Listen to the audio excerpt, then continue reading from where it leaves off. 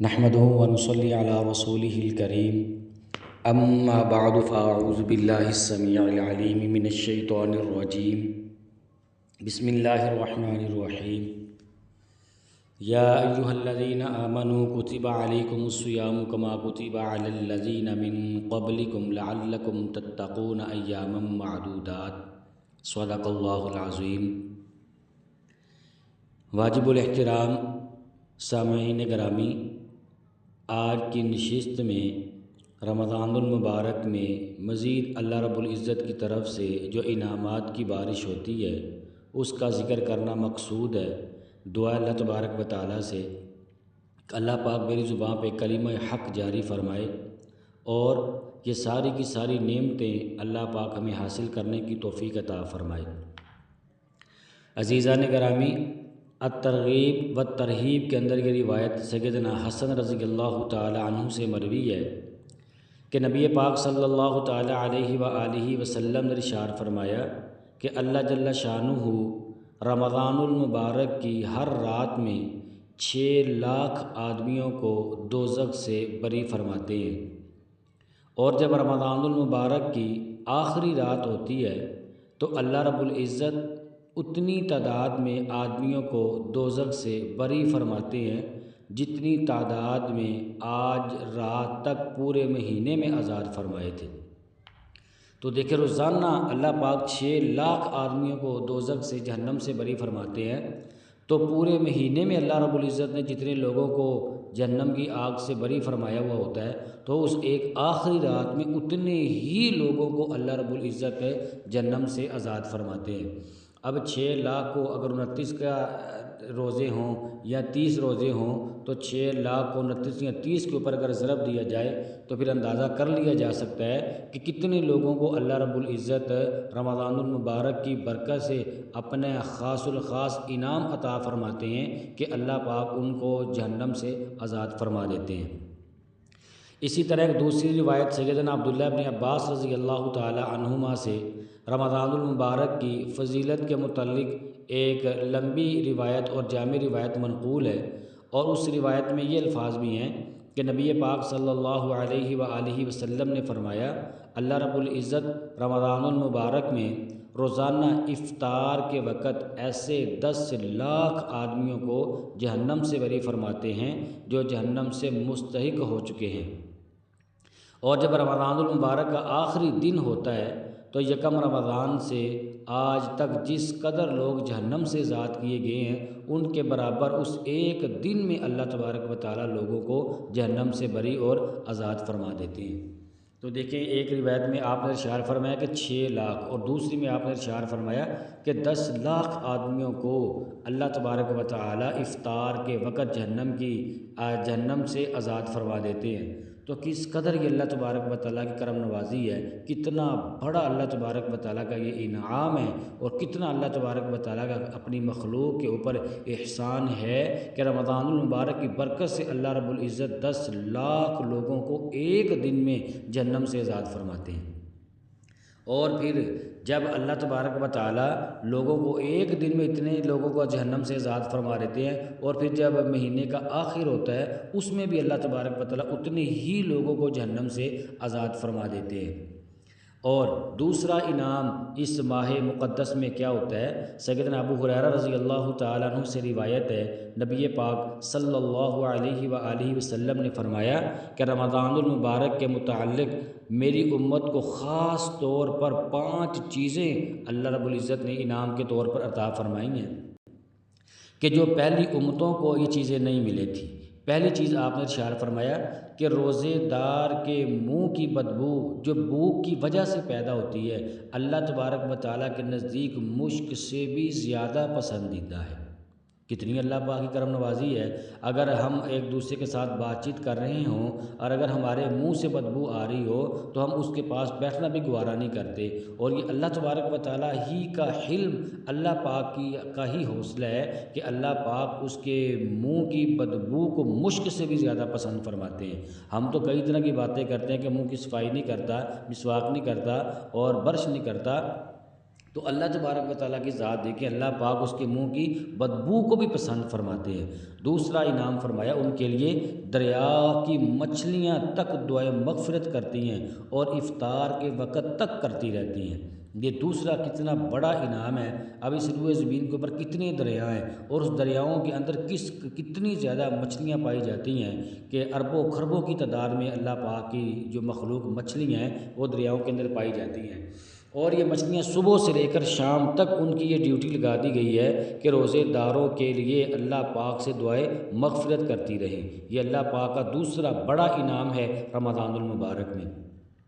اور تیسرا انعام کیا اللہ پاک دیتے ہیں؟ فرمایا حضور علیہ الصلوۃ والسلام نے کہ جنت ہر روز ان کے لیے سجائی جاتی ہے۔ پھر اللہ تبارک و تعالیٰ ارشاد فرماتے ہیں کہ قریب ہے کہ میرے بندے دنیا کی مشقتیں اپنے اوپر سے پھینک کر تیری طرف آئیں گے۔ اب دیکھیں اللہ تبارک و تعالیٰ یہ جنت کو سجاتے ہیں۔ ایک ہے میرے اور آپ کے ہاں کوئی خوشی کی تقریب ہو تو ہم اپنی اپنی وسعت کے مطابق، کسی کا گھر 5 مرلے کا، کسی کا 10 مرلے کا، کسی کا کم اور کسی کا زیادہ، پھر ہم اپنی وسعت کے مطابق اپنے اپنے گھروں کو سجاتے ہیں۔ اب اللہ تبارک و تعالیٰ وَلِلَّهِ خَزَائِنُ السَّمَاوَاتِ وَالْأَرْضِ کے آسمانوں اور زمین کے سارے خزانے اللہ تبارک و تعالیٰ کے قبضۂ قدرت میں ہیں۔ اللہ پاک نے پہلے ہی جنت کو اتنا بڑا بنایا ہے اور اتنا خوبصورت بنایا ہے، مزید اس کی خوبصورتی کے لیے اللہ تبارک و تعالیٰ اس جنت کو 11 مہینے تک سجاتے رہتے ہیں۔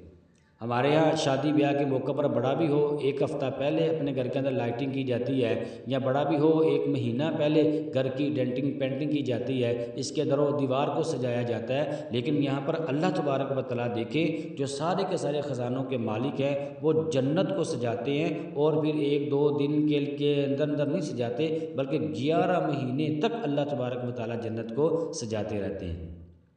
اور چوتھا انعام اللہ رب العزت کی طرف سے وہ یہ دیا جاتا ہے کہ اس مہینے میں سرکش شیاطین کو قید کر دیے جاتے ہیں، تو رمضان میں ان برائیوں کی طرف نہیں پہنچ سکتے جن کی طرف غیر رمضان میں یہ ہمیں پہنچاتے ہیں۔ اور 5واں انعام بڑا انعام اللہ رب العزت کا یہ ہے کہ رمضان المبارک کی آخری رات میں روزے داروں کے لیے مغفرت کا اعلان کر دیا جاتا ہے۔ صحابہ رضی اللہ تعالیٰ عنہم اجمعین نے عرض کیا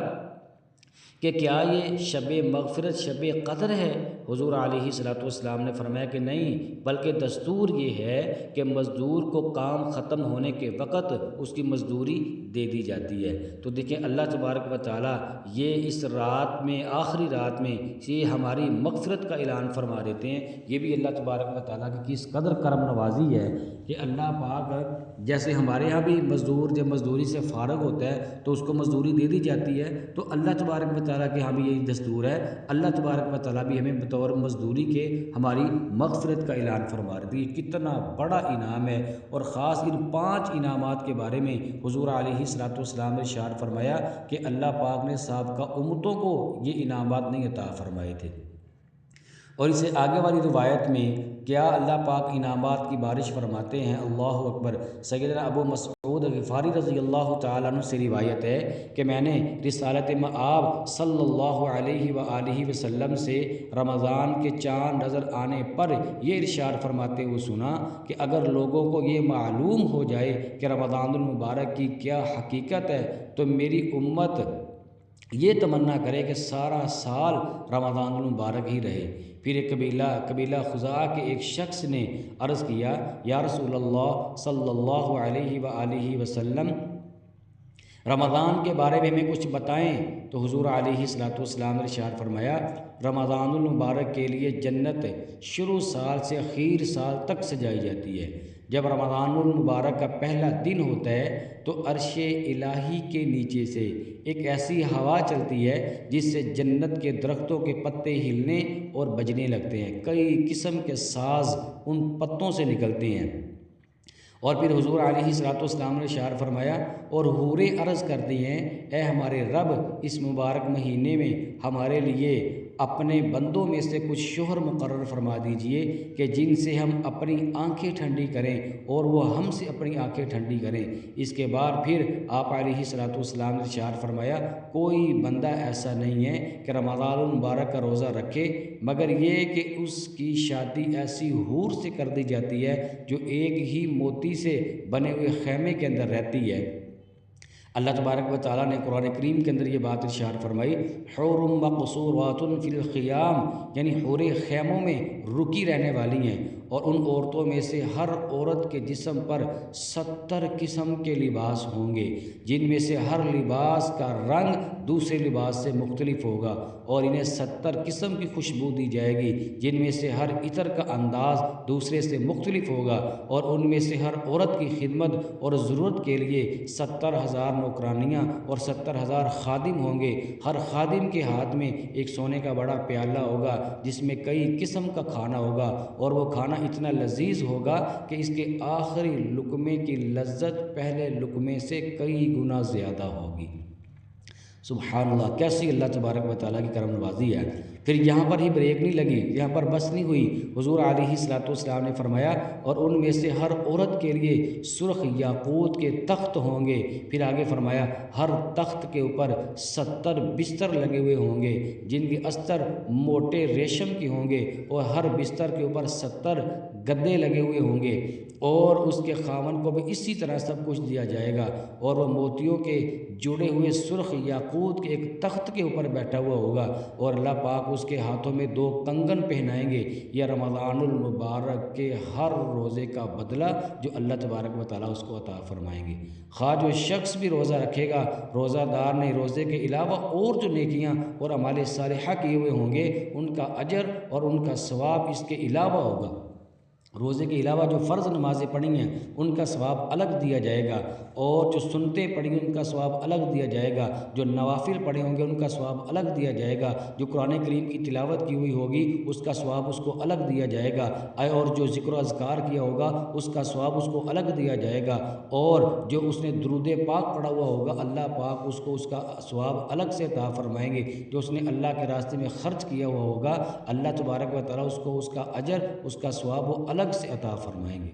اگر کوئی شخص یہ ساری کی ساری چیزیں، یہ سارے انعامات حاصل کرنا چاہتا ہے، یقیناً ہر شخص یہ چاہتا ہے کہ یہ سارے کے سارے انعامات کی جو موسلا دھار بارش اللہ تبارک و تعالیٰ اس خاص مہینے کے اندر فرماتے ہیں وہ سارے انعامات ہم حاصل کریں، تو اس کے لیے تھوڑی سی محنت ہے جو اللہ تبارک و تعالیٰ نے میرے اور آپ کے ذمہ لگائی ہے کہ وہ اللہ پاک کے ان احکامات کو اللہ کے نبی علیہ الصلوۃ والسلام کے مبارک طریقوں کے اوپر چل کر اگر ہم پورا کریں گے تو وہ دن دور نہیں ہے کہ جس دن یہ سارے کے سارے انعامات ہم حاصل کرنے والے بن جائیں گے۔ دعا اللہ تبارک و تعالیٰ سے اللہ پاک ہمیں کثرت سے اعمال صالحہ کی توفیق عطا فرمائے، حضور علیہ الصلوۃ والسلام کی مبارک سنتوں کو ہمیں اپنانے کی توفیق عطا فرمائے۔ آمین۔ وآخر دعوانا ان الحمد للہ رب العالمین۔